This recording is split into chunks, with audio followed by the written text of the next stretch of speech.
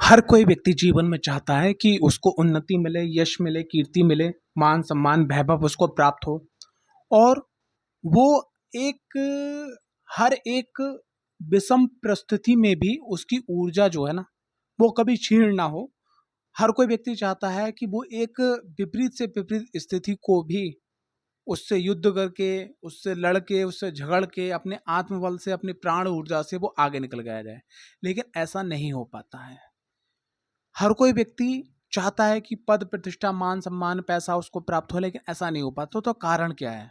तो कुंडली के अंदर एक प्लेनेट होता है जिसका बोलते हैं सूर्यदेव। तो सूर्यदेव जो है वो है सौरमंडल के राजा हैं, नवग्रहों में राजा हैं और प्राण ऊर्जा पिता के, सरकारी पैसा के, सरकारी लाभ के, ठीक है, हमारे शरीर में जो आंखों की जो रोशनी होती है उसको प्रदान करने में, हड्डियों के लिए शक्ति प्रदान करने के लिए, ठीक है, और मान सम्मान, सत्ता, शासन, प्रशासन, सैन्य बल को लीड करने के लिए, राजनीतिक सेक्टर को लीड करने के लिए, सरकारी सेक्टर को लीड करने के लिए, सरकारी महकमे का जो लाभ होता है, ठीक है, जो पद प्रतिष्ठा होती है, उन सबको प्राप्त करवाने में सूर्यदेव का बहुत बड़ा रोल होता है कुंडली के अंदर। तो आज चर्चा करेंगे कि अगर आपकी कुंडली के अंदर जहाँ पे सूर्यदेव हैं बैठे हुए विराजमान, उससे सप्तम घर में, उनसे सप्तम घर में कौन सी राशि आ रही है, ठीक है, तो उस सप्तम घर में कौन सा भाव आ रहा है, ठीक है। खास करके जो बात होगी वो भाव की होगी। भाई कुंडली के अंदर जब बैठे हुए हैं सूर्यदेव जहां पर, उससे सप्तम भाव, क्योंकि सूर्यदेव के पास सप्तम दृष्टि है, ठीक है। और एक बात मैं आपको और बताना चाहूंगा, यहाँ पर कुछ चीजें देखना बहुत जरूरी होंगी। एक तो देखना होगा अंश बल, ठीक है, अंश बल देखना होगा। सूर्यदेव के संग में किस ग्रह की युक्ति है, ये भी देखना अति आवश्यक है। और उसके साथ साथ क्या है कि कुंडली के अंदर जो महादशा है, अंतरदशा है, वो किस भाव की चल रही है। साथ ही साथ ये भी देखिए कुंडली के अंदर जो योगिनी दशा होती है वो कहाँ की चल रही है। साथ में एक चीज और देखना और आवश्यक होगा। कुंडली के अंदर सूर्यदेव लगन की यानी 1 नंबर, ठीक है, और आपके चतुर्थ भाव के, ठीक है, और आपके पंचम भाव के, और आपके नवम भाव के, आपके दसम भाव के, और आपके लाभ भाव के स्वामी तो नहीं है। यहाँ पर मैंने एक भाव नहीं गिना, सप्तम भाव, क्योंकि सप्तम भाव में सूर्यदेव के जो रिजल्ट्स होते हैं वो अच्छे नहीं पाए गए हैं, ठीक है। तो यहाँ पर अगर सूर्यदेव विराजमान है तो रिजल्ट्स बहुत अच्छे होंगे। और साथ ही साथ क्या है कि कुंडली के अंदर सूर्यदेव, जैसे मान लिया आपका 9 नंबर में, स्वयं की राशि 5 नंबर में, 1 नंबर में, यहाँ इनके जो रिजल्ट्स होते हैं वो काफ़ी अच्छे पाए जाते हैं, ठीक है। इसके अलावा जो है 7 नंबर में ये नीच के हो जाते हैं, ठीक है, और नीच के होने के बाद बाकी जो राशियां वहाँ पर बहुत अच्छे रिजल्ट्स देखे नहीं गए हैं, ठीक। अब बात करते हैं, इसके संग संग एक चीज और देखना अति आवश्यक होगी कि सूर्यदेव किसके नक्षत्राज में बैठे हुए हैं, ठीक है। चलो बात करते हैं, वीडियो को स्टार्ट करते हैं। लेकिन उससे पहले आप लोगों से सभी निवेदन इस प्रकार है कि अगर आप चैनल पर पहली बार आए हैं तो चैनल को सब्सक्राइब करना, वीडियो को लाइक करना बिल्कुल ना भूलें, और साथ ही साथ कमेंट्स बॉक्स पर जय माता दी, ओम नमो नारायण जरूर लिखिएगा, ठीक है। अब अगर लगन के अंदर सूर्यदेव बैठे हुए हैं, अगर लगन के अंदर सूर्यदेव बैठे हुए हैं तो सूर्यदेव की दृष्टि कहाँ पड़ेगी? आपके सप्तम भाव पे। तो लगन में बैठने के बाद यश, कीर्ति, मान सम्मान, लीडिंग करना और इन सब की पावर सूर्यदेव आपको देंगे, ठीक है, आत्मबल की पावर देंगे। लेकिन सप्तम घर पे दृष्टि पड़ने के कारण क्या है, सप्तम घर जो हमारा होता है वो हमारा कोल्ड घर होता है। कोल्ड घर का मतलब होता है ठंडा विभाग। ठंडा विभाग का मतलब ये होता है कि हमारी कुंडली के अंदर जैसे चतुर्थ भाव है और आपका सप्तम भाव है, यहाँ पर जितने कूल ग्रह होंगे, कूल ग्रह का मतलब जैसे चंद्रमा है, ठीक है, और आपके शुक्र हैं, ठीक है, तो वहाँ रिजल्ट्स बहुत अच्छे होंगे। या ऐसे जैसे मान लीजिए पृथ्वी तत्व के ग्रह आ गए आपके, तो वो रिजल्ट यहाँ पर बहुत अच्छा मिलेगा। देवगुरु बृहस्पति में बहुत अच्छा रिजल्ट मिलेगा, बुद्धदेव में बहुत अच्छा रिजल्ट मिलेगा।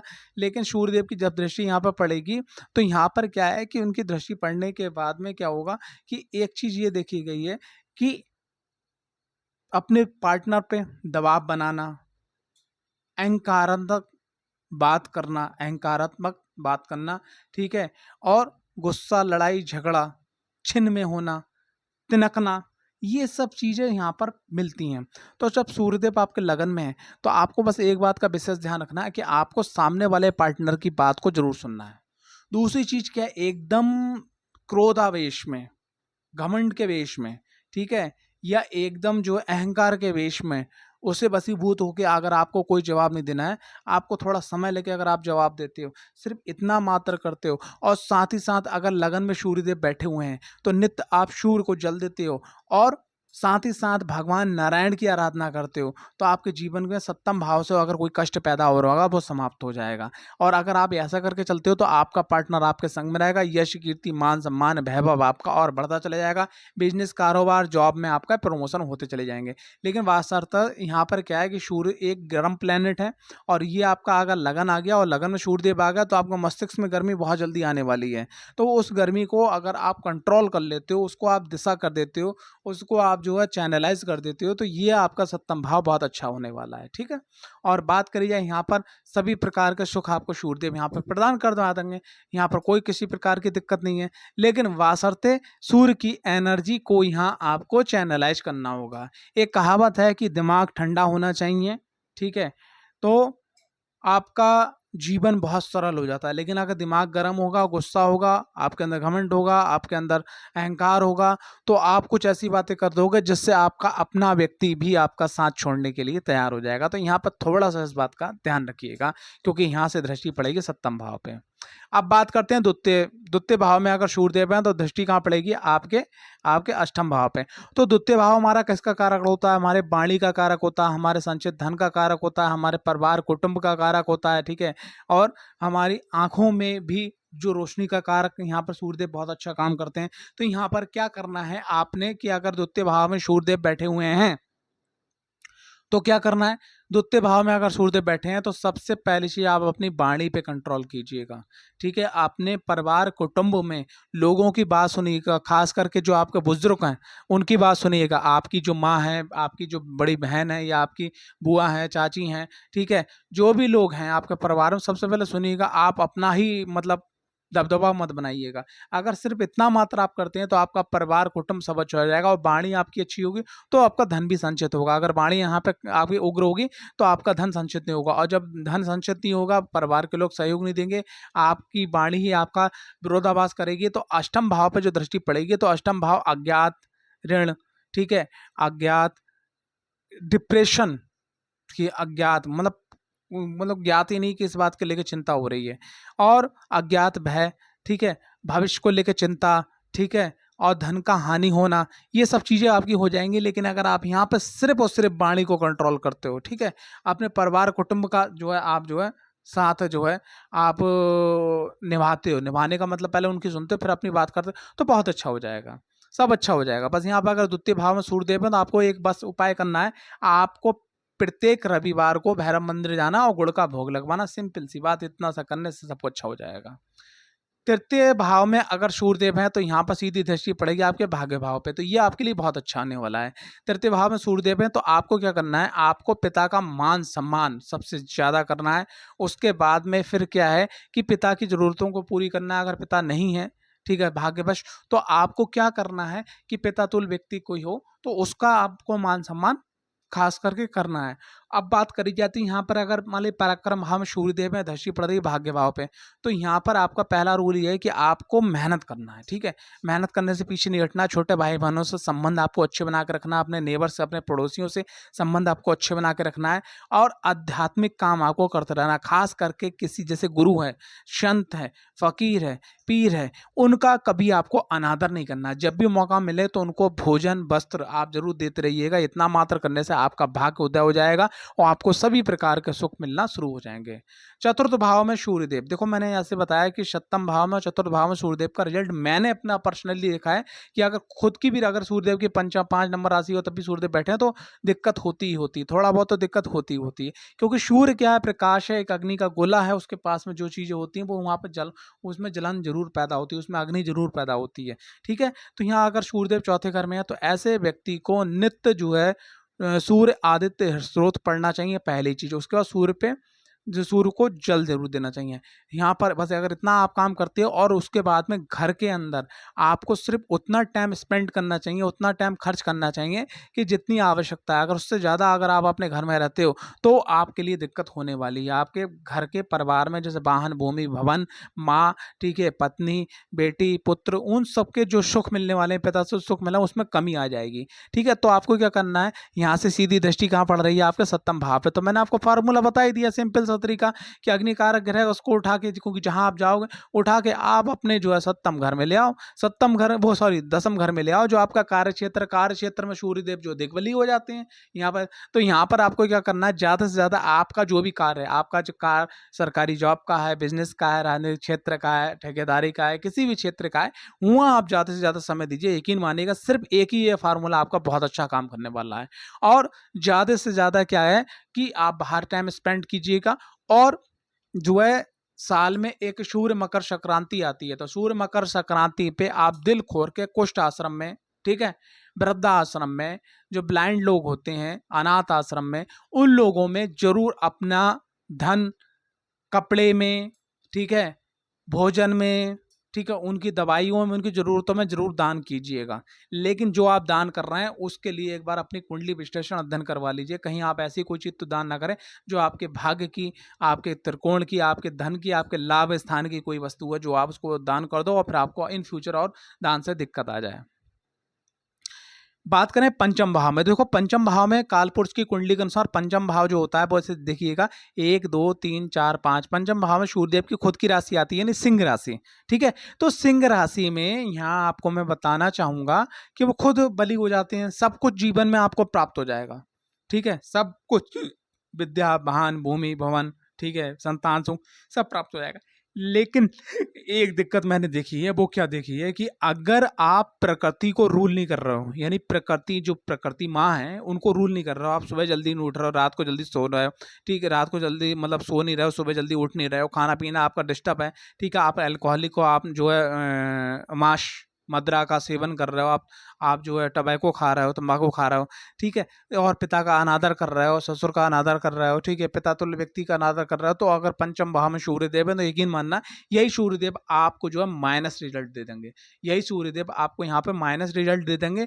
और खास करके अगर ऐसी कोई महिला है जो अपने ससुर का अनादर कर रही है और उनके पंचम भाव में सूर्य, तो उनके संतान में दिक्कत आने वाली है। और कहीं से अगर ऐसा सूर्य पे शनिदेव की दृष्टि पड़ जाए, राहु देव की दृष्टि पड़ जाए, केतु देव की दृष्टि पड़ जाए, ठीक है, तो ये बहुत ही गड़बड़ हो जाएगा, बहुत ही ज्यादा गड़बड़ हो जाएगा, और आपके संतान गर्भपात का रोल भी बन जाएगा। इसलिए पंचम भाव में सूर्यदेव है, तो यहाँ आपको एक ही चीज को फॉलो करना है, प्रकृति के नियमों को, आदर्शों को और परंपराओं को आपको फॉलो करके चलना है। सिर्फ इतना मात्र करने सब अच्छा हो जाएगा। सूर्यदेव की यहाँ दृष्टि पड़ेगी आपके कौन से, लाभ भाव पे। तो जब आप यहाँ पे सिस्टम रूल कर लोगे तो लाभ भाव में, जब प्रकृति को रूल कर लोगे, प्रकृति के अनुसार चलोगे, तो लाभ भाव से जितनी भी मनोकामना अब आपकी सब पूरी होती चली जाएंगी, सभी इच्छा पूरी होती जाएंगी। क्योंकि लाभ भाव पर दृष्टि पड़ने के बाद में आपको सरकारी सुख के संग में जो मैंने यहाँ का सुख बताया वो सब आपको प्राप्त हो जाएंगे।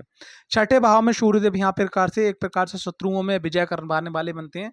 ठीक है, लेकिन यहाँ से जो दृष्टि पड़ती है 12वें भाव पे, तो ऐसे लोग कभी कभी क्या दिखावे में पैसा खर्च कर देते हैं और फंस जाते हैं। जैसे मान लिया उनको जरूरत है छोटी सी कार की, उनने दिखावे के लिए क्या कर लिया, बड़ी सी कार लिया है। उनको दिखावे छोटी सी पार्टी करने की, अपने बच्चों की अपनी एनिवर्सरी की या बर्थडे की पार्टी करने के लिए, उनको कोई धार्मिक प्रोग्राम करना तो छोटा, उनको बड़ा करना पड़ा, फिर उनकी किस्तें पाट रहे हैं, फिर उनको खर्च कर रहे हैं। तो सूर्यदेव अगर छठे भाव में, तो बस यहाँ पे मैंने सबसे बड़ी निगेटिव पॉइंट ये देखिए कि शत्रुओं को, विरोधियों को, विपक्षों को दिखाने के लिए आप अत्यधिक जो है श्रम कर लेते हैं, अत्यधिक खर्च कर लेते हैं, अत्यधिक दिखावा कर लेते हैं, वो आपके लिए दिक्कत हो जाती है। तो यहाँ पर क्या है कि अगर आप छठे घर के अंदर सूर्यदेव हैं, तो आप अपने आप को, अपनी वाणी को, अपने आप को, अपने खर्चों को अगर आप लॉक लगा लेते हैं, यहाँ पर ना एक जो है आप अपना ये जो है लॉक लगा लेते हैं, तो ये आपके लिए बहुत सर्वोत्तम होने वाला है। अगर सिर्फ इतना मात्र कर लेते हैं तो आपका व्यय स्थान एक्टिवेट नहीं होगा संपूर्ण तरीके से, फालतू खर्चे नहीं होंगे, जिससे आपको कोई भी दिक्कत परेशानी होने वाली नहीं है।